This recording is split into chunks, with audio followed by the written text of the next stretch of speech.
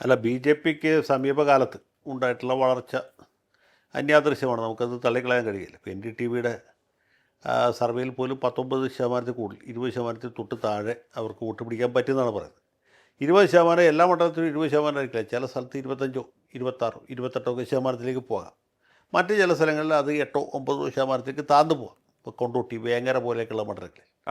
അല്ലെങ്കിൽ B J പിക്ക് തീരെ വേരുറപ്പ് ഇല്ലാത്ത ദേവികുളം, അതല്ലെങ്കിൽ പീരുമേട് പോലെയൊക്കെയുള്ള മണ്ഡലങ്ങൾ പല സ്ഥലത്തുമുണ്ട്. അപ്പോൾ അത് അവിടെ ഉണ്ട്. പക്ഷേ അതിനേക്കാൾ ഉപരിയായിട്ട് ഇവർക്ക് ശക്തിയുള്ള സ്ഥലങ്ങൾ അവിടെ കോൺസെൻട്രേറ്റ് ചെയ്ത് നന്നായിട്ട് പ്രവർത്തിക്കുകയാണെങ്കിൽ ഏതാനും എം എൽ എമാരെ വേണമെങ്കിൽ ജയിപ്പിക്കാം എന്നൊരു സാഹചര്യമുണ്ട്. തിരുവനന്തപുരം സെൻട്രൽ, നേമം, കഴക്കൂട്ടം, വട്ടിയൂർക്കാവ്, പിന്നെ കൊല്ലം ജില്ലയിൽ ചാത്തന്നൂർ, ആലപ്പുഴ ജില്ലയിൽ കായംകുളം, ഒരു പരിധിവരെ അമ്പലപ്പുഴ, എറണാകുളം ജില്ലയിൽ പ്രധാനമായിട്ട് വൈപ്പിൻ, പറവൂർ, പിന്നെ തൃപ്പൂണിത്തുറ, തൃശ്ശൂർ ജില്ലയിലാണെങ്കിൽ ചാലക്കുടി, ഇരിങ്ങാലക്കുട, കയ്പമംഗലം, അങ്ങനെ നാട്ടിക,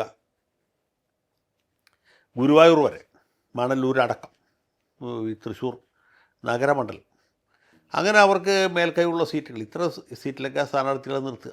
പാലക്കാടാണെങ്കിൽ പാലക്കാട് ടൗൺ, അതുപോലെ തന്നെ മലമ്പുഴ, പിന്നെ കോഴിക്കോട് ജില്ലയിൽ കോഴിക്കോട് നോർത്ത്, സൗത്ത്, ബേപ്പൂർ, ഇങ്ങനെ അവർക്ക് മത്സരിക്കാവുന്ന ജയിക്കാവുന്ന സീറ്റുകളുണ്ട്. അവിടെ നല്ലപോലെ പ്രവർത്തിക്കുകയാണെങ്കിൽ ഒരു ജയസാധ്യത ആ മണ്ഡലങ്ങളെ സംബന്ധിച്ചിടത്തോളം ഉണ്ട്. അതിൻ്റെ അടുത്ത് കേരളത്തിലെ ഭരണം ബി ജെ പി പിടിച്ചെടുക്കും എന്നുള്ളതല്ല. ഇപ്പം ഞാൻ ഈ പേരെടുത്ത് പറഞ്ഞ മണ്ഡലങ്ങളിൽ നന്നായിട്ട് പ്രവർത്തിക്കുകയാണെങ്കിൽ അവർക്ക് 2ാം സ്ഥാനത്തോ ഒരുപക്ഷെ 3ാം സ്ഥാനത്തേക്ക് എത്താൻ പറ്റും. ഓക്കെ, ഈ 19% എന്ന് പറയുന്നത് ഏത് തരത്തിൽ അവർ ഇംപ്ലിമെൻ്റ് ചെയ്യും എന്നുള്ളതൊരു പ്രധാനപ്പെട്ട കാര്യമാണ് തോന്നുന്നത്. അവർ ഈ 140 മണ്ഡലം എന്നുള്ളതിനപ്പുറത്തേക്ക് അവരുടെ ഉറപ്പുള്ള മണ്ഡലങ്ങളിൽ കൂടുതൽ ശക്തി സംഭരിച്ച് പ്രവർത്തിക്കാനല്ലേ സാധ്യത? എന്താണ് അങ്ങക്ക് തോന്നുന്നത്? അതെ, അവരെ സംബന്ധിച്ചിടത്തോളം ഇപ്പോൾ കേരളത്തിൽ 140 മണ്ഡലങ്ങളുണ്ട്. 140 സ്ഥലത്ത് ഒരുപോലെ ബലം പ്രയോഗിച്ചിട്ട് കാര്യമില്ല. കാരണം എന്താ വെച്ചാൽ ബി ജെ പിയുടെ സാന്നിധ്യം വളരെ ദുർബലമായിട്ടുള്ള മണ്ഡലങ്ങളുണ്ട്, അല്ലെങ്കിൽ നാമമാത്രമായിട്ടുള്ള മണ്ഡലങ്ങളുണ്ട്, ആ ഒരു മൈനർ ഫോഴ്സായിട്ടുള്ള മണ്ഡലങ്ങളുണ്ട്, ആ മതന്യൂനപക്ഷങ്ങൾക്ക് വലിയ മേൽക്കൈയുള്ള മണ്ഡലങ്ങളുണ്ട്. ഇപ്പോൾ വേങ്ങരയിലോ അല്ലെങ്കിൽ കൊണ്ടോട്ടിയിലൊക്കെ പോയിട്ട് ബി ജെ പി മത്സരിക്കാം.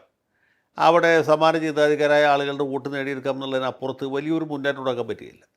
നേരെ മറിച്ച് അവർക്ക് കുറേ കൂടി കഴിവ് തെളിയിക്കാൻ പറ്റുന്ന മണ്ഡലങ്ങൾ അത് പല ജില്ലകളിലുമുണ്ട്. ചില ജില്ലകളിൽ ഒന്നിലധികം ഉണ്ട്, ചില ജില്ലകളിൽ 1 വീതമുണ്ട്, ചിലയിടത്ത് 2, 3 ഉണ്ട്. അപ്പോൾ അങ്ങനെ ഒരു സ്ഥലത്ത് ശക്തമായിട്ട് പ്രവർത്തിച്ച് അവരുടെ സാന്നിധ്യം തെളിയിക്കുക, കഴിയുമെങ്കിൽ ജയിക്കുക, ജയിച്ചില്ലെങ്കിൽ 2ാം സ്ഥാനത്തെങ്കിലും എത്താൻ നോക്കുക. 2ാം സ്ഥാനത്തും എത്തിയില്ലെങ്കിലും അവരുടെ സാന്നിധ്യം വളരെ പ്രകടമായി കാണത്തക്ക രീതിയിലേക്ക് ഉള്ള ഒരു അടുക്കും ചിട്ടയുമുള്ള പ്രവർത്തനം കാഴ്ചവെക്കുക, കിട്ടാവുന്നതിൻ്റെ പരമാവധി വോട്ടുകൾ സമാഹരിക്കുക. ഇതാണ് അവരുടെ ഉദ്ദേശം എന്നുകൊണ്ട് നമ്മൾ മനസ്സിലാക്കാൻ. അതെ, അല്ല, ഇതിപ്പോൾ ഈ സാബു എം ജേക്കബിൻ്റെ 2020 എന്ന രാഷ്ട്രീയ പാർട്ടി NDAയുമായി സഹകരിക്കുന്നത് എത്രത്തോളം ഗുണപരമായിരിക്കും? അവർക്ക് എത്രത്തോളം ഇമ്പാക്റ്റ് ഉണ്ടാക്കാൻ സാധിക്കും?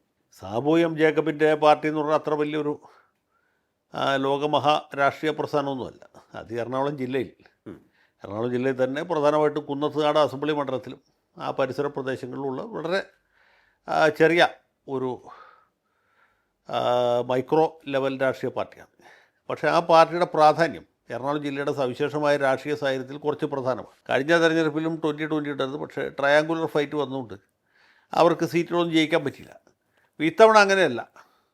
2020 പഴയ 2020 അല്ല, ദേശീയ ജനാധിപത്യ സഖ്യം എന്ന് പറഞ്ഞാൽ ഇന്ത്യ ഭരിക്കുന്ന ഒരു മഹാപ്രസ്ഥാനമാണ്. അതിൻ്റെ ഭാഗവാഹിത്വം വഹിച്ചുകൊണ്ട് ഭാഗമായി നിന്നുകൊണ്ട് നടത്തുന്ന ഒരു തെരഞ്ഞെടുപ്പാണ്. അപ്പോൾ ഇതിൽ പല തലങ്ങളുണ്ട്. ഒരു ബിസിനസ്സുകാരൻ എന്നുള്ള നിലയ്ക്ക് സാബുവിനെ സംബന്ധിച്ചിടത്തോളം വലിയൊരു അവസരമാണ് വീണിട്ടുള്ളത്. ഇന്ത്യയുടെ പ്രധാനമന്ത്രി, ആഭ്യന്തരമന്ത്രി ഇതുപോലുള്ള ആളുകളുമായിട്ട് അടുത്ത് പെരുമാറാനും പരിചയപ്പെടാനും ഒക്കെ കഴിയുന്നു. ആ മുന്നണിയിൽ ഒരു അംഗമായി തീർന്നു.